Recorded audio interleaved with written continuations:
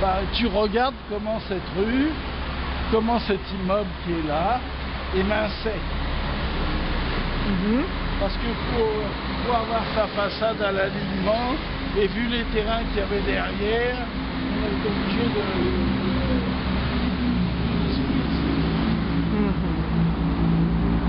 Là, le quartier de la Croix-Rouge, c'est le cas ici, c'est le quartier de Huysmans. C'est là que sa mère avait d'ailleurs son atelier de reliure. Et c'est là que se passe un dilemme. Ils vont acheter une part de gigot et tout. Autrefois, il y avait des débits de nourriture. On pouvait acheter 2 parts de gigot.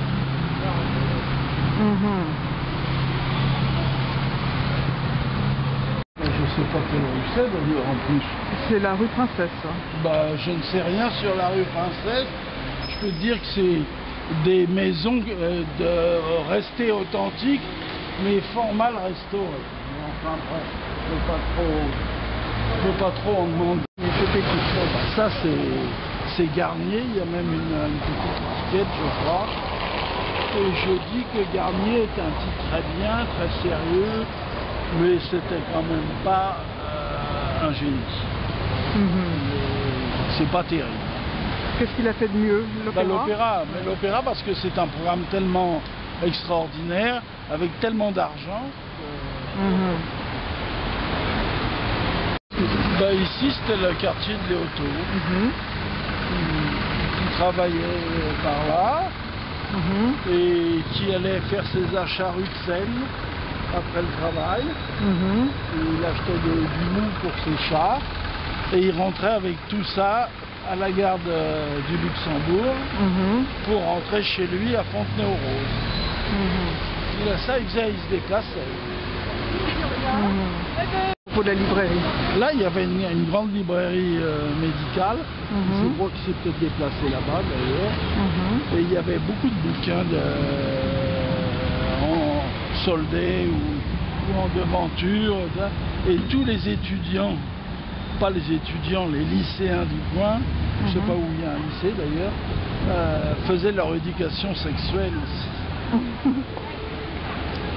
Voilà, c'est des maisons, je dirais, Louis XVI. Donc le Paris de Balzac. Oui, enfin, le Paris de Balzac. Par contre, les garde-corps ont été refaits. Le garde-corps qui correspond à ce genre de maison, c'est celui-là. Ouais, c'est ce que j'avais, moi, au boulevard Beaumarchais. C'est un motif qui, pour les décorateurs, doit avoir un nom.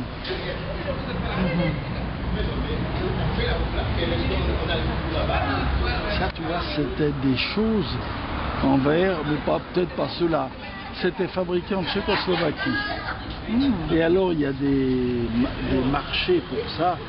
Et ça peut valoir très très cher. Comme ça, je pense, c'est des imitations, ça vaut que dalle. Et ça, c'est un aménagement dans une vieille rue. Ça, tu pouvais avoir des appartements ici qui maintenant valent des millions.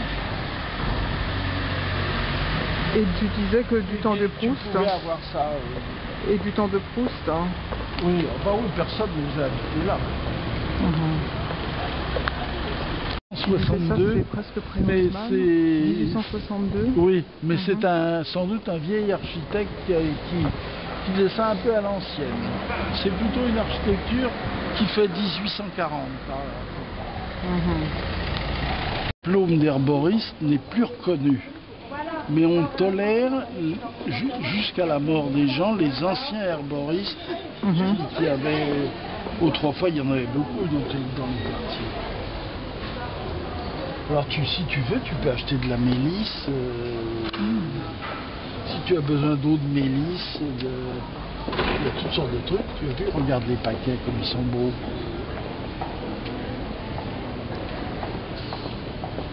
Qu'est-ce que tu prends toi comme tisane? Le soir, j'aime bien la mélisse justement. Eh ben, on va acheter un paquet de mélisse. Ici. Voilà. Merci madame. Je vous dois 6 euros, s'il vous plaît.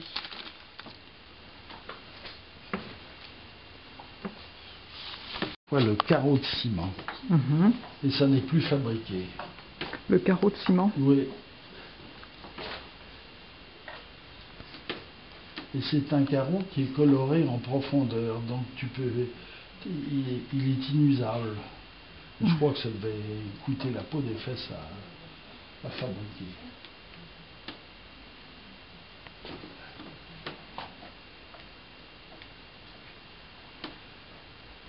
Célèbre d'ailleurs. Mhm. Et il y en avait une qui était du côté de Saint-Sulpice, où la dame était spécialiste des trucs de beauté qu'on se mettait sur le visage à base de concombres et de trucs pareils. Mhm. Les souvenirs de Monsieur Witzthum. Oui.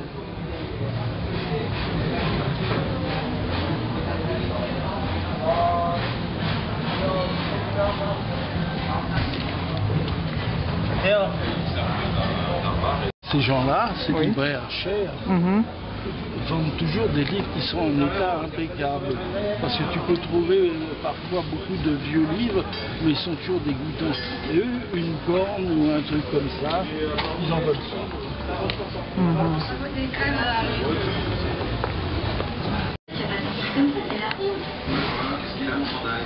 Il est de la même couleur que les murs de la salle de bain. Tu sais, le marron et l'orange, c'était très tendance quand t'avais Raymond qui s'est marié. Ah oui, mais c'était il y a 10 ans. Il y a 1000 ans, il n'y avait pas de la mode à rechercher.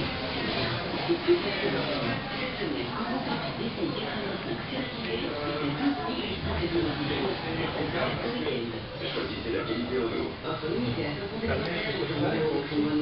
d'un véhicule depuis 8 ans. Ouvert sur le dimanche, autorisation voir Renault.fr. Maman, au bureau, tu fais pas pour prendre soin de toi? Eh bien, j'ai décidé de manger plus sainement. Je fais mon pain moi-même dans le local à photocopie. On fait attention parce que t'as l'air d'espionner. T'as l'air d'espionner la boutique. Mademoiselle Lenormand. Oui. Voilà. En plus, c'est le plus joli. À part ça, les jeux de cartes, il y a...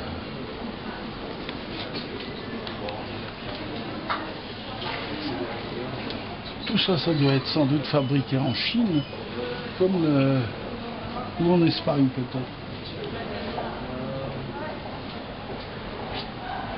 On avait acheté à Ground Zero le jeu de cartes de recherche des... Tu te souviens pas de recherche des complices de Ben machin chouette. Mhm. Tu es filmé, t'as vu.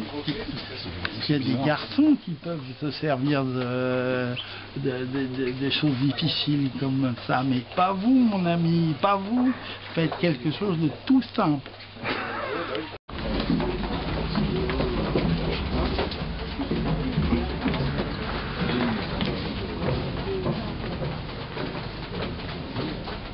Le dictionnaire des... Expressions idiomatiques. C'est ça? Ah oui. Nouveau Grévis. Ah ouais.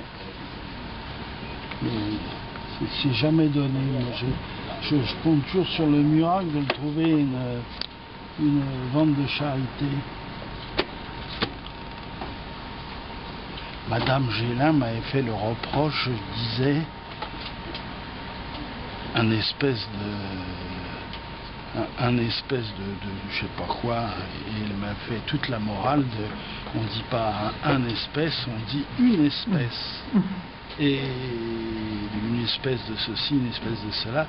Et dans le Grévis, justement à ce truc-là, il y a marqué « Ah, c'est pas si simple, on trouve en littérature ». Et j'ai photocopié le passage des trucs et je lui ai envoyé. Je sais pas si je me suis fait une copine ce jour-là. Et alors on voit Saint-Simon dit un espèce de chaussée, Paul Claudel dit un espèce de je sais pas quoi.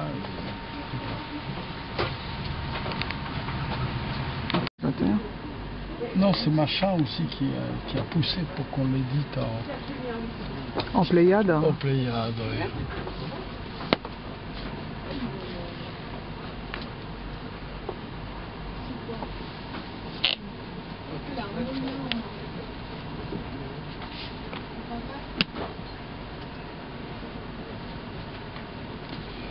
d'occasion quand même, un bouquin, c'est quand même 20 €. Léo, ça se lit à l'école, oui. Oui. Ça se lit à l'école. Oui, oui, oui.